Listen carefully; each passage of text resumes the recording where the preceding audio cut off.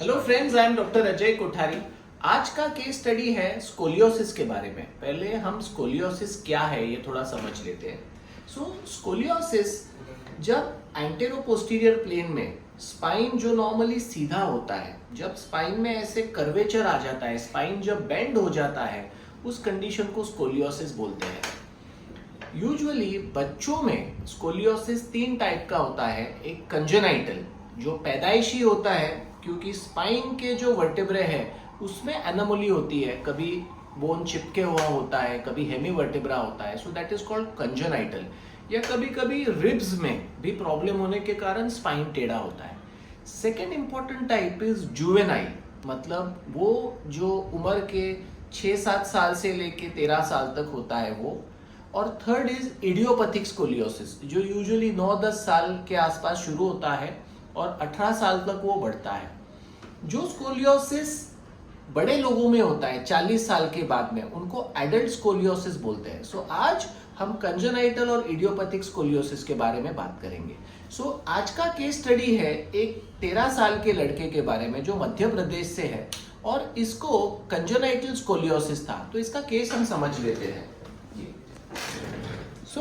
अगर आप दिव्य का एक्सरे देखेंगे तो दिव्य का ये होल स्पाइन एक्सरे है।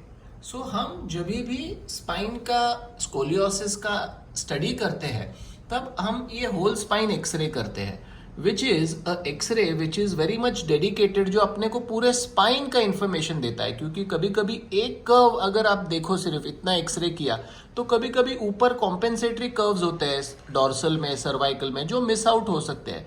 तो पहला प्रोटोकॉल होता है जब आप स्कोलियोसिस का एक्सरे करते हो तो आपको एक होल स्पाइन एक्सरे करना होता है। हमने दिव्य का, जिसका उम्र है 13 साल, इसका एक्सरे किया। और अगर आप इसका एक्सरे स्टडी करेंगे तो इनको लंबर स्पाइन में स्कोलियोसिस है और इनको दो चीजें हैं कंजेनाइटल बोलने के लिए। एक तो इनको यहाँ पूरा बोनी बार है। अगर आप नॉर्मल वर्टेब्रा देखेंगे तो ये ऐसे वर्टेब्रा चौकोन होता है और इसके बीच में यहाँ पे डिस्क होती है, फिर वापस ये एक चौकोन वर्टेब्रा होता है। बट यहाँ पे अगर आप देखेंगे तो पैदाइशी ये पूरा बोनी बार है और इसकी वजह से यहाँ ग्रोथ ही नहीं हो रहा और यहाँ एक्सेसिव ग्रोथ हो रहा है। क्योंकि ये बोनी बार मतलब ये उसकी पैदाइशी ये पूरी हड्डियां जुड़ी हुई है। और दूसरा, उसको यहाँ पे L2 और L3 में हेमी वर्टेब्रा है, मतलब कि उसका आधा ही वर्टेब्रा का पार्ट डेवलप हुआ है। उसका ये जो नॉर्मल वर्टेब्रा में एक यहाँ आंख और एक यहाँ आंख, यहाँ अगर आप देखेंगे एक यहाँ आंख एक यहाँ आंख, तो ये पेडिकल होते हैं। बट इसको यहाँ पेडिकल है बट यहाँ मिसिंग है, यहाँ पेडिकल है यहाँ मिसिंग है, यहाँ पेडिकल है यहाँ मिसिंग है, इसलिए डिस्क यहाँ खुली हुई है, यहाँ ग्रोथ हो रहा है, यहाँ ग्रोथ बंद है। और हम क्या देखते हैं बच्चों में कि उनका ग्रोथ पोटेंशियल कितना बचा हुआ है, उनका ग्रोथ पोटेंशियल जो है वो कितना बचा हुआ है। तो इनका जो ग्रोथ पोटेंशियल है वो अभी तक काफी है। तो कैसे पता चलता है कि ग्रोथ पोटेंशियल बचा हुआ है? कि एक तो सेकेंडरी सेक्सुअल कैरेक्टर्स जैसे एक्सिला के बाल आना, प्यूबिक हेयर आना, मुस्टाच आना, ये सब सिम्टम्स सेकेंडरी सेक्सुअल कैरेक्टर्स होते हैं। लड़कियों में पीरियड्स शुरू होने का जो समय है तब वो स्कोलियोसिस काफी रैपिडली बढ़ता है। तो अभी तक इसमें वो सेकेंडरी सेक्सुअल कैरेक्टर्स और सेकेंड ग्रोथ स्पर्ट है वो आना काफी बाकी है और इसीलिए ये कर्व ग्रो होने की बहुत ज्यादा संभावना है। दूसरी चीज हम देखते हैं ट्राइरेडिएट कार्टिलेज। अगर आप यहाँ देखेंगे तो इसका ये ट्राइरेडिएट कार्टिलेज होता है, यहाँ पर जो एस्टेबुलम के पास होता है, और ये ट्राइरेडिएट कार्टिलेज इसका अभी भी खुला हुआ है। और इसका मतलब ये है कि इसमें ग्रोथ काफी बाकी है और ये कर्व और बेंड होने की संभावना है। तो as a routine protocol scoliosis के लिए हम क्या क्या करते हैं? तो हम पेशेंट का एक एमआरआई करते हैं, हमेशा एक प्रॉपर होल स्पाइन का एमआरआई करते हैं, जिससे हमको ये पता चलता है कि यूजुअली कंजेनाइटल स्कोलियोसिस के साथ काफ़ी और एनामोलीज भी एसोसिएटेड होती है, जैसे सिरिंग्स हो सकता है, बेसिलर इन्वेजिनेशन हो सकता है, टीदर्ड कॉर्ड हो सकता है, लाइपोमा हो सकता है, और वैट्रल एनामोलीज जैसे वर्टेब्रल एनामोलीज, रेक्टल एनामोलीज, चेस्ट एनामोलीज, ईसोफेगस एनामोलीज, ये एनामोलीज और लिम्ब एनामोलीज, ये एनामोलीज हो सकती है। तो कोई भी स्कोलियोसिस का बच्चा जिसका अगर आप कोई इंटरवेंशन सर्जरी प्लान कर रहे हो तो उसमें आपको एक होल स्पाइन एक्सरे जरूरी है, एक एमआरआई जरूरी है कि भाई स्पाइन में कोई एनोमलीज है क्या, एक पेट का सोनोग्राफी भी करना जरूरी है कि कोई किडनी में, गट में, कोलोन में कोई एनोमली है क्या, और एक सीटी स्कैन भी जरूरी होता है ताकि आपको उसका बोनी एनाटॉमी पता चले। इस पेशेंट का हमने प्रॉपर सीटी स्कैन भी किया है और प्रॉपर हमने 3D सीटी स्कैन करके उनका जो बोनी एनोमली है वो भी हमने काफ़ी अच्छे से स्टडी किया है। अगर आप यहाँ देखेंगे तो जो मैं आपको बता रहा था कि यहाँ पूरा एक बोनी बार है उनको, you can see the complete bony bar here.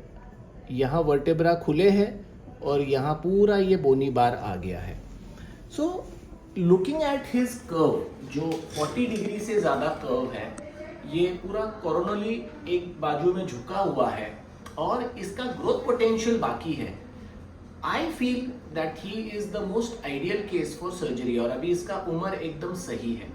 तो हमने 3 दिन पहले इस लड़के का लंबर स्पाइन का सर्जरी किया और आई शो यू कि सर्जरी में हमने क्या किया exactly. So this is his pre surgery x-ray.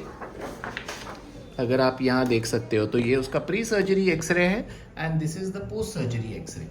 So post surgery x-ray again a whole spine x-ray. जो ये कर्व इतना बड़ा था, we have done fixation from D12 to L5। एक डिस्क हमने यहाँ पे खुली रखी है नीचे की और हमने यहाँ पे फिक्सेशन कर कर ये पूरा जो बोनी बार था उसको एक बोनी स्कैल्पेल से हमने रिलीज किया है, जिसको हम मिजोनिक्स बोनी स्कैल्पेल बोलते हैं। और उससे हम ये पूरा जो जुड़े हुए वर्टेब्राज है पैदाइशी, इनको हम रिलीज करते हैं और ये क्लिप से उसको सपोर्ट करके डी रोटेट करते हैं। तो आप देख सकते हैं अभी इसका जो स्पाइन पहले इतना बड़ा कर्व था, जो कॉब्स एंगल इनका 55 डिग्रीज था, अभी ये कॉब्स एंगल 15 डिग्री के आसपास यहाँ पे आ गया है। और सजाइटली भी आप देखेंगे तो हम क्या देखते हैं लैटरल एक्सरे में कि भाई ये लॉर्डोसिस आ रहा है ना अच्छे से, फ्लैट बैक नहीं होना चाहिए। तो ये डॉर्सल काइफोसिस और लंबर लॉर्डोसिस ये अच्छे से आ गया है। अभी बहुत से लोगों को ये डर होता है कि ये मेजर सर्जरीज के बाद कहीं पैरालिसिस ना हो जाए, कहीं इसका चलना फिरना ना बंद हो जाए। तो मैं हमेशा बोलता हूँ कि what we use for scoliosis surgery is neuro monitoring, piezo electric knife, O arm, navigation और बहुत एडवांस्ड एनेस्थेसिया की टेक्निक्स होती है जो हम यूज करते हैं। और सबसे इंपॉर्टेंट सर्जन का experience. I must have done over 500 scoliosis surgeries till date, और इसमें बहुत बारीकी से आपको ऑस्टियोटॉमीज करनी होती है, स्क्रू फिक्स करना होता है और स्पाइन को सीधा करना होता है। और जब आप ऑस्टियोटॉमीज करते हो, डी रोटेशन करते हो, तब आपको न्यूरो मॉनिटरिंग देख के काम करना बहुत ज़रूरी है।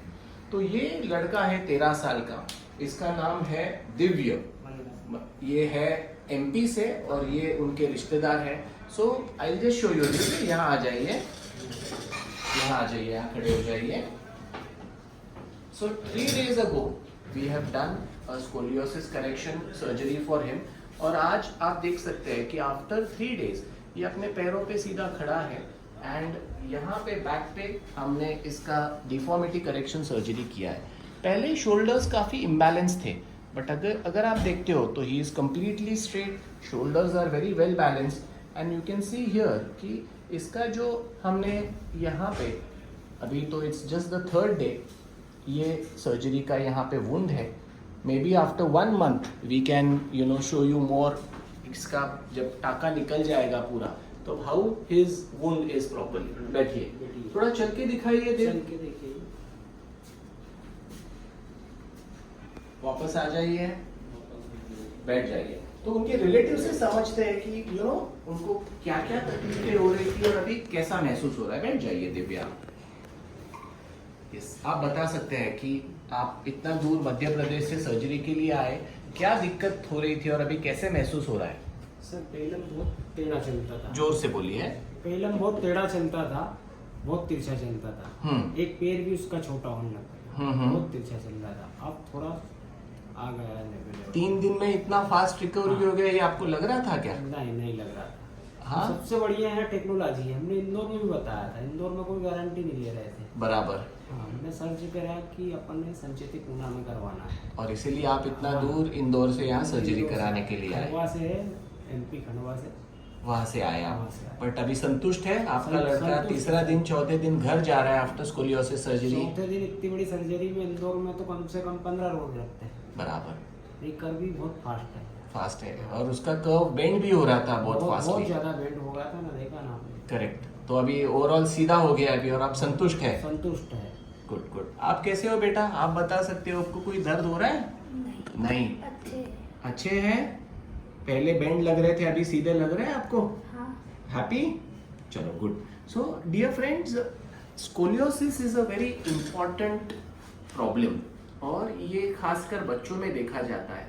अगर राइट एज में इसका डायग्नोसिस करते हैं तो इन अ मॉडर्न वर्ल्ड टुडे इसका पूरा क्योर अवेलेबल है। बट अगर आप डर के मारे इसको सिर्फ बेल्ट दोगे या एक्सरसाइज करते रहोगे, और अगर आपका कर्व 40 डिग्री से ज़्यादा है और आपका ग्रोथ पोटेंशियल बाकी है, तो ये आगे बढ़ने का डर होता है। तो मेरा आपसे एक अनुरोध है कि आपको अगर ऐसा डाउट है, स्पेशली मदर्स को समझ में आता है कि अपने बेटा या बेटी का स्पाइन बेंड हो रहा है, तो तुरंत आपके स्पाइन के डॉक्टर से मिले, प्रॉपर उसका एक्सरे करें। हर केस में सर्जरी नहीं लगता है, कुछ अर्ली केसेस में हम प्रॉपर ब्रेसिंग करते हैं। कभी कभी पैर छोटा मोटा होता है, उसके कारण स्कोलियोसिस होता है, हम शूरेज देते हैं, और ये पेशेंट्स को अर्ली स्टेज में अगर डायग्नोसिस हो गया तो सर्जरी अवॉइड हो सकता है। बट अगर राइट एज में आप डायग्नोसिस नहीं करते और ये आगे बढ़ गया तो फिर इसकी सर्जरी की नौबत आ सकती है। कॉमनली आपने वो पुष्पा मूवी देखा होगा जिसमें वो हीरो पूरा बेंड होता है, तो वो स्कोलियोसिस कंडीशन है। उसका बचपन में ठीक से ट्रीटमेंट नहीं हुआ, इसके कारण स्पाइन बेंड हो गया, और आप पुष्पा मूवी में देखते हो उसका एक हाथ ऊपर और एक हाथ नीचे होता है। सो दिस इज स्कोलियोसिस। और ऐसे बच्चों में अगर ये डिफॉर्मिटी बढ़ती जाती है तो वो साइकोलॉजिकली डिप्रेस्ड हो जाते हैं, वो नॉर्मल बच्चों में नहीं जाते, स्कूल में नहीं जाते, और करियर में पीछे रहते हैं। सो आई वुड रिकमेंड कि आपको अगर लग रहा है कि आपके बच्चे को या बच्ची को स्कोलियोसिस है, तो जरूर आपके स्पाइन डॉक्टर से मिलें और उसका इलाज करें। Thank you very much.